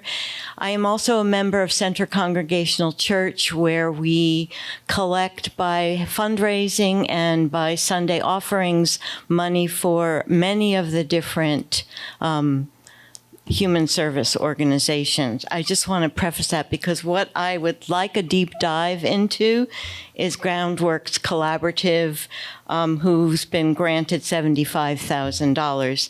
I would like all human service organizations to have to be responsible for the money that they receive, in that they show how they take care of that money and how they use that money.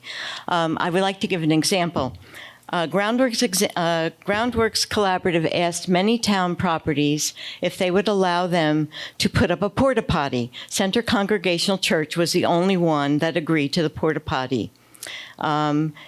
The porta potty company agreed to do weekly maintenances. We informed Groundworks that a daily cleaning was necessary. Every day there were needles, bloody clothing, trash, and excrement that didn't make it into the John. The cleanup was then forced on the church staff, and because of the location, which we house Center for Children, we had to also clean up the lawn that had needles and trash all over it. So we will not be renewing this request without a daily cleanup agreement. We were the only organization in town willing to have a porta potty, which was used by everybody. So I would like us to really think about that and make Groundworks responsible if they're going to set up something. Thank you. Thank you very much, Bonnie. Kate O'Connor.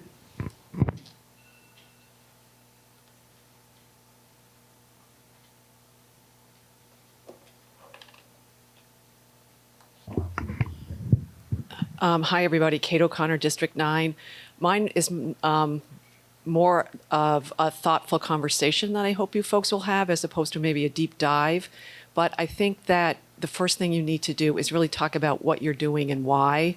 Are you just looking at this as the FY26 budget, or are you looking at it as the FY26 budget in continuation into the FY27 budget? If you don't, and I think the taxpayers in this community, or all the residents in this community, need to know how you're seeing the decisions that you're making. And in that vein, I think you need to do a honest and transparent, I guess you could say, deep dive into how the FY26 budget is put together, how much funding or the revenues or expenses come from what pots of town government, the special funds that were used to make the reductions. Because that's like fundamentally the question here is how much money actually do we have? And as you all know, I believe that we're in a financial crisis based on the decisions that were made by the previous board, and specifically because of FY26. And I think that, our community needs to know what our select board thinks about that and how you're tackling this. And I think there needs to be honesty and transparency, because I think a lot of people, believe we can do things that we actually do not have the money to do. And we all need to be honest about that, particularly you folks, and I'd really appreciate it. Thank you. Thank you very much. Megan Gray, and then Nelmea.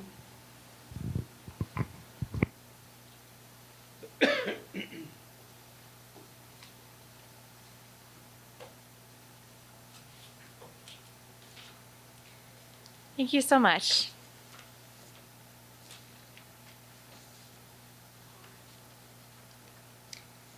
I appreciate this question in particular because, as I spoke to in response to the first question, nuance is important. We're in a time of flux and evolution, locally, nationally, and internationally, and we need to get creative. And the deep dives might diverge from known paths.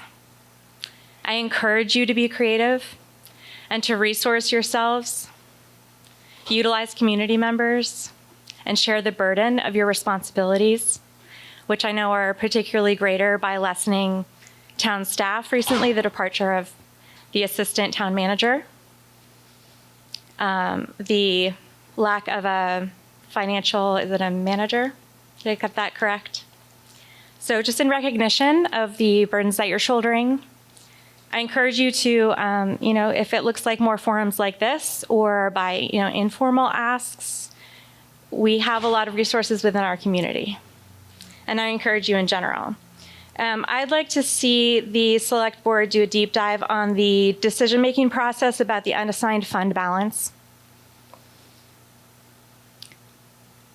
How is an issue to do with staffing or to do with the culture downtown designated an emergency? Can you look at ways of improving public communication regarding decisions and as far as possible?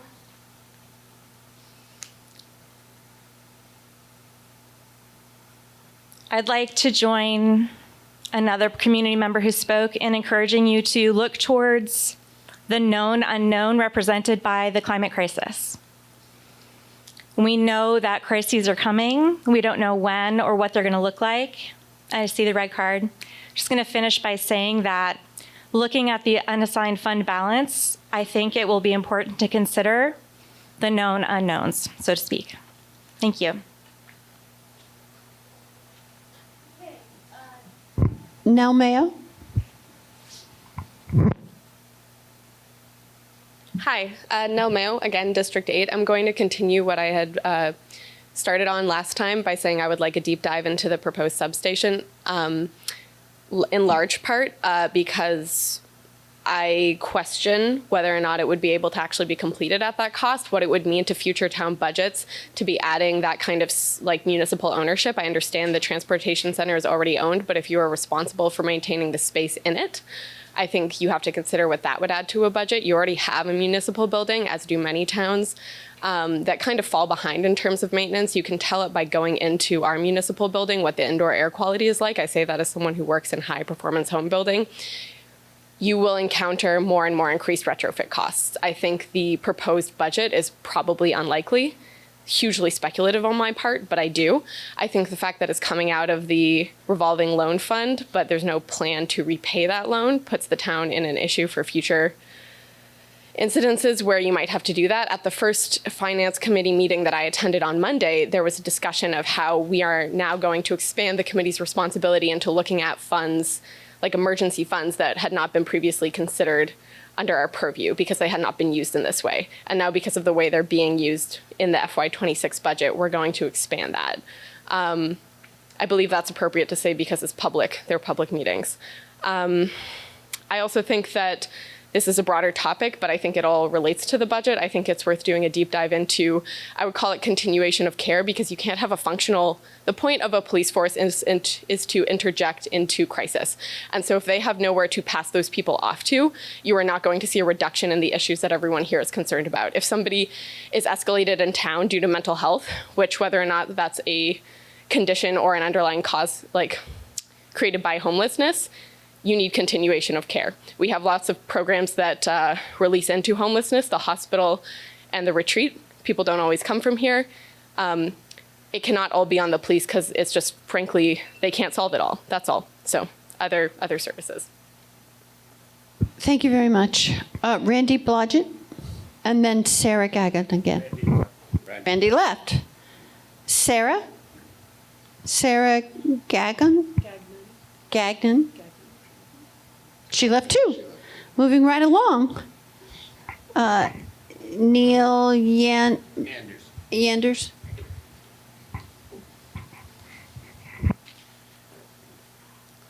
Thank you. My name's Neil Manders. I'm out in West Brattleboro and District 7 RTM. First of all, I want to be able to pass my house on to my kids. And right now, with the back taxes keep doing what they're doing, I'm not going to be able to because my kids aren't going to be able to afford the taxes. So we need to come up with some kind of alternatives. And I think you need to do some deep diving, probably not in this budget, because I think in this budget, you're stuck between a rock and a hard place. You've been given a budget that was developed, that was turned down, and you really don't have a lot of time to sit there and try to come up with a lot of creative, new ideas to meet a lot of what these people have been asking for. So what I would like you to really take a look at is what you've got now. I originally, at the town meeting, did vote for the entire budget, as much as I hated the 12%. You've got a problem downtown with issues going on throughout the downtown area. Take care of that with the police force, that BRAT plan that was already put in place. If you can reduce costs on that, great. But otherwise, I think you're unfortunately in a position where everybody expects you to do cuts. Cut this, cut that, cut this. You need to come up next year with ways to bring in rather than cut.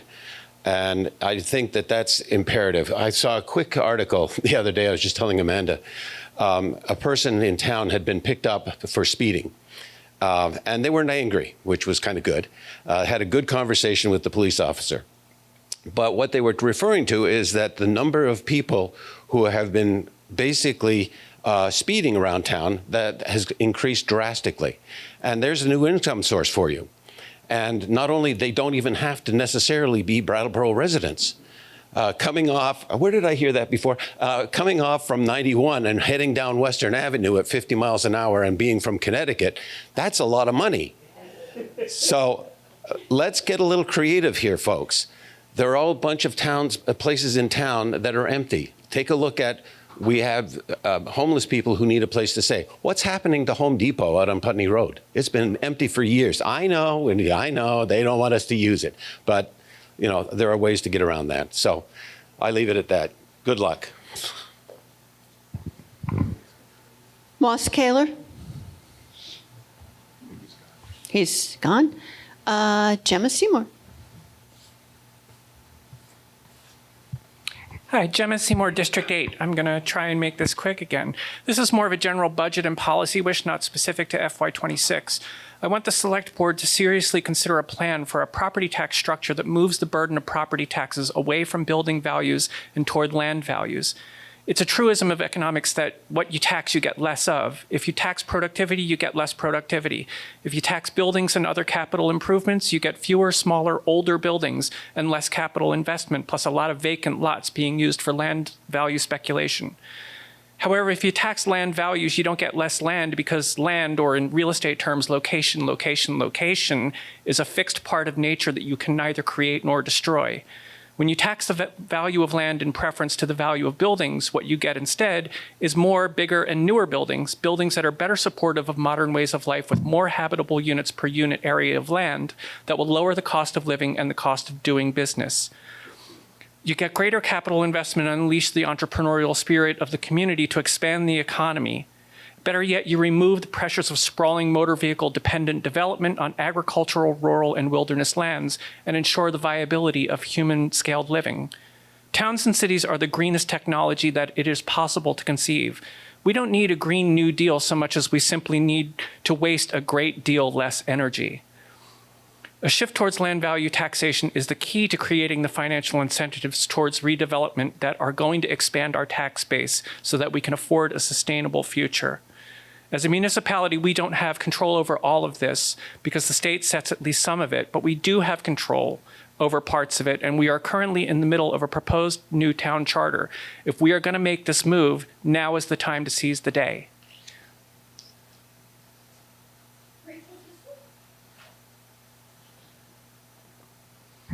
Hi again, Rachel Disler, District 9. Promise I'll be quicker this time.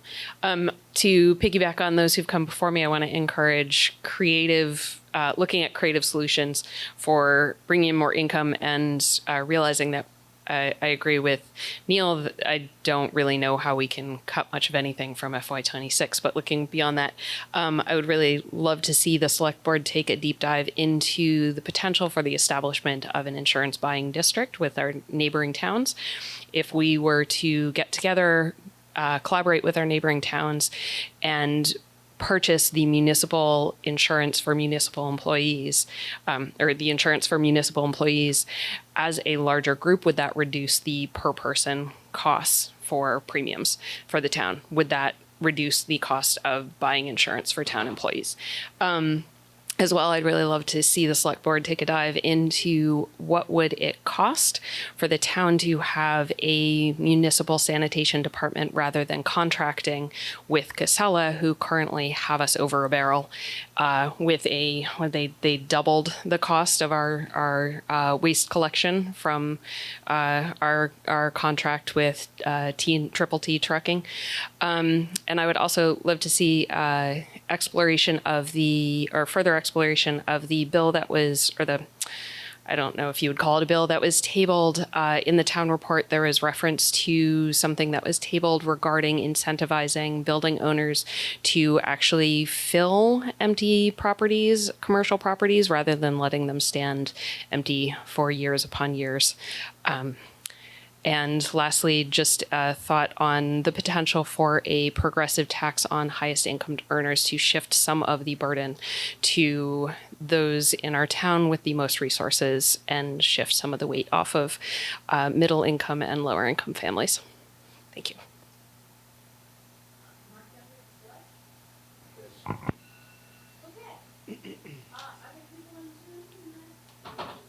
Excellent. Okay. Question 3. The question 3 is, what do RTM members most want to see changed in the FY26 budget? Well, that is the question, isn't it? Okay. Ken Fay, 2 minutes.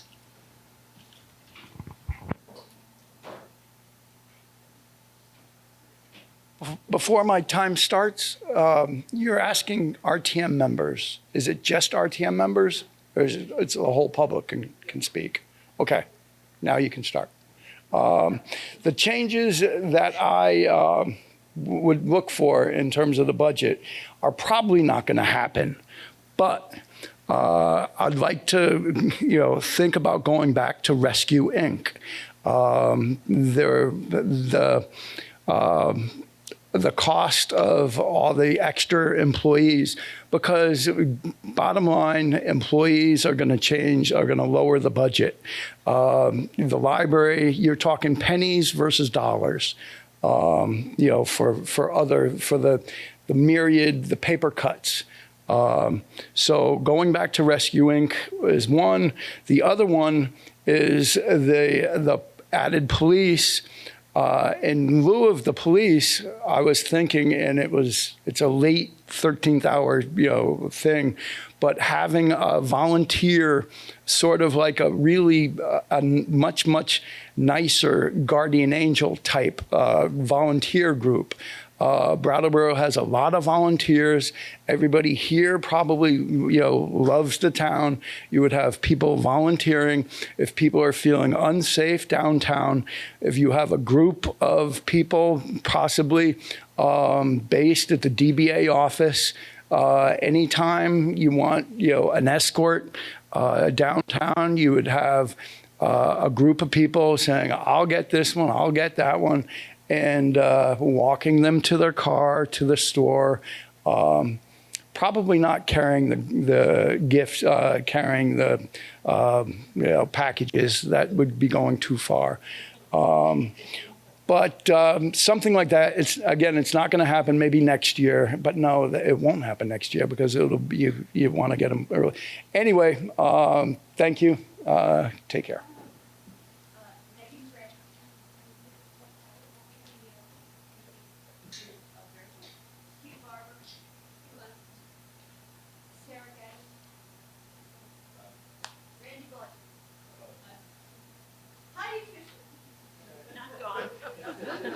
Still hanging on.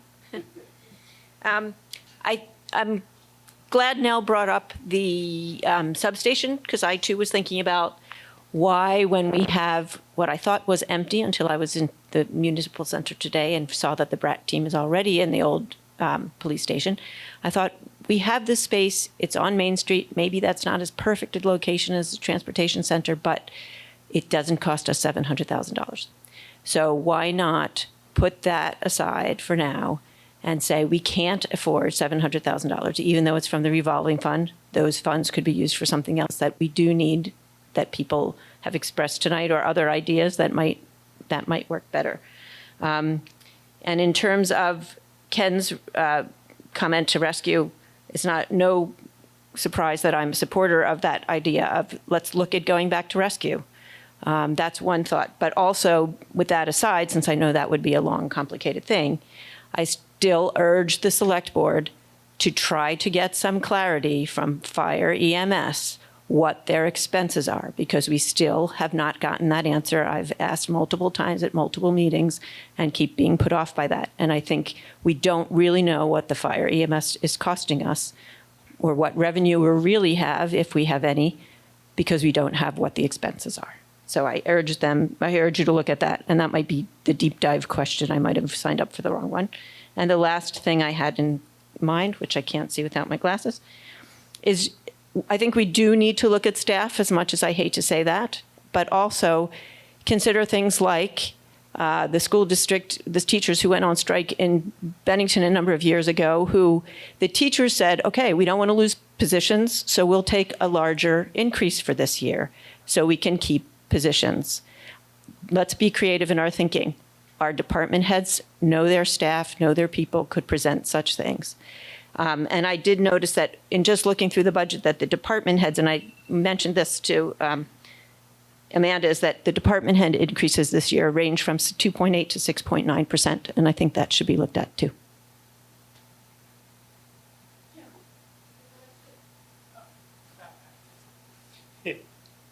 I have been trying to bring this up ever since RTM as a direct rebuttal to what Peter was asking at RTM, in that he felt that we weren't really giving the select board any direction at all by voting down the budget, but then also voting for other things. And I just want to reiterate that I'm not necessarily looking for a reduction in property taxes, even from the 12.1% in the proposed budget, so much as I just think that the priorities of the budget are out of line with our needs. The one thing in the budget that I really do have to disagree with is the drastic expansion of the police budget. Now, this is a matter of opinion. I know that people disagree with me, and I'm willing to compromise on that. Perhaps we do need to invest some more in the police department, but the amount that was slated for it is just too much. And the other parts of the budget that are causing these drastic increases are not as flexible. We cannot get rid of trash pickup. We can't stop plowing the roads. And our roads are in, by the way, the worst condition that I have seen in the 10 years that I've lived here. And that impacts me as a bicyclist as well as it impacts people on the street. In fact, it probably impacts me more, because you really don't want to hit a pothole on a bicycle with a load of groceries. And that brings me to my other point, which is to say that talking about building bicycle infrastructure based upon how many people are counted riding bikes is a lot like talking about where to build a bridge based on how many people are swimming across the river. You have to build it before people will come. And I would like to see more money allocated towards bicycle infrastructure immediately in this town. Thank you.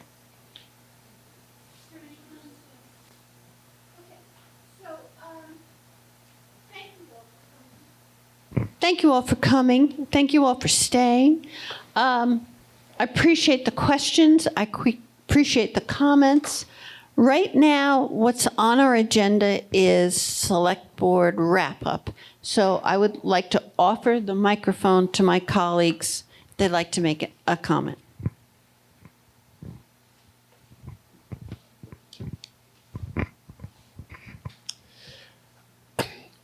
I appreciate all of you who've shown up here, and especially those who have stayed to the very end, for taking the time and for caring so much about our beloved Brattleboro. Also want to thank the folks who are participating from home. We've heard tonight people's concerns about safety, about costs of living here, and we've also heard about the concerns that people have for our vulnerable neighbors and family members, a desire for solidarity, for equity, and taking care of our town. There's that sense of love for Brattleboro that I hear from all the people who are speaking, whether there's fear that we hear or whether there's excitement, there is that love. And one thing that I think we can come together around is the desire for fiscal responsibility, for planning, for having processes where we build trust. So I look forward to looking more closely at what the Representative Town Meeting Finance Committee has put together, their recommendations. For instance, looking at what is the impact of a 12% tax increase this year on next year's budget. What's that gonna look like a year down the road? Because are we looking at another 12% tax increase? Or are we looking at a 3% tax increase next year? Or is it going to be 20%? Like, that's information we really need in order to evaluate this budget that the previous select board passed. We really need to be able to look at what the impact of our decisions today is on tomorrow. So I'm so glad to hear that interest in planning and fiscal responsibility in this community. And that's something that across the political spectrum, no matter what your views are on human services or police, I think that we can come together around is that taking a hard look at what is the impact of this year's decisions on our taxes next year. Finally, I just want to thank Oscar for having proposed this listening session. Just last week he proposed it, and I really appreciate how quickly the select board came together and supported that proposal, how this was organized, the town manager and the town staff helped make this happen, the library staff, and all of you who participated and shown up. To me, that's a sign of a really strong community of people who really care. And I'm excited to get to work. I know folks have been telling me about how, oh, I don't envy you, and this is a hard road ahead. But this town has been through a lot, and we're going to be able to get through this budget process. Thank you. I just want to also thank you all for participating. It's been nice to just sit here and listen. I have 7 pages of notes in pretty small handwriting that I'm going to have to think about for the next 48 hours. But we will be meeting again on Thursday. And I think some of the general budget discussion people want to hear from the board will happen at that meeting. So I'm looking forward to that. Thanks again.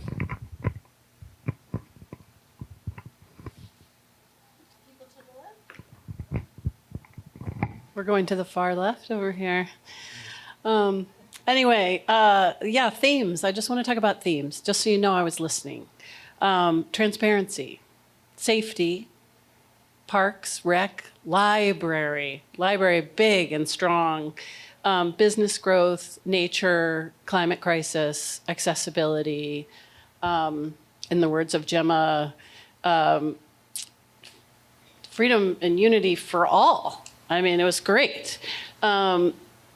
What I want to say is I appreciated the high schoolers coming. I think that was awesome. I hope that if you have contact with youth in our community, say, bring it on. Come to your select board meetings. Keep pushing for some select board influence. I think that's really great.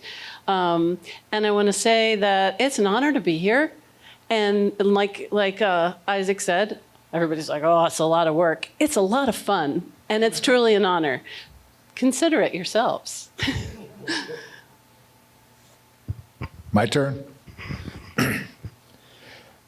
So, yeah, we took a lot of input here tonight. You can tell the difference between somebody who uses a microphone for a living and those that don't. Sorry for the loudness. For me, it all boils down to having a downtown that everybody wants to utilize, right? And if we have a downtown that everyone wants to utilize, then the town as a whole flourishes, and there does become less of an issue that seems to have us caught up in this 2% number which again, I'll just put out there, when they put it out 2 or 3 years ago, I stood up in favor of it because I believe in the work that a lot of these organizations do. But I also believe that if we are not protecting our economic center, which is our downtown, which again was a big theme that I had heard here throughout the night, that, you know, all of these things get called into question. I do believe one thing, having served this community for the 35 years that I've had, through its tragedies, through its triumphs, that the one thing that we do here in this town is that we figure it out at the end of the day. And we come together, we make the hard decision, and we move forward, and we just figure it out. One thing I would not like to echo that Amanda just said, this is not fun. This is hard work. We're not pushing cows out to pasture, lady. I'm up for the task, though. It is anything that I did in this town that was worthwhile was hard. And that's kind of my point. And I think that everybody on this board has that focus. We'll meet in the middle and we'll get it done. Thank you for showing up. It really, the listening session was really good for me to hear. So I thank everybody who stood up tonight. I know that can be hard. I know that we did have a little bit of a problem. And I apologize on behalf of those that were affected by that. But you know, we'll do a better job of trying to wrangle that in. I'll give Peter the last word, and I'll see you all on Thursday in the Select Board meeting room at 6:15. Thank you all for coming.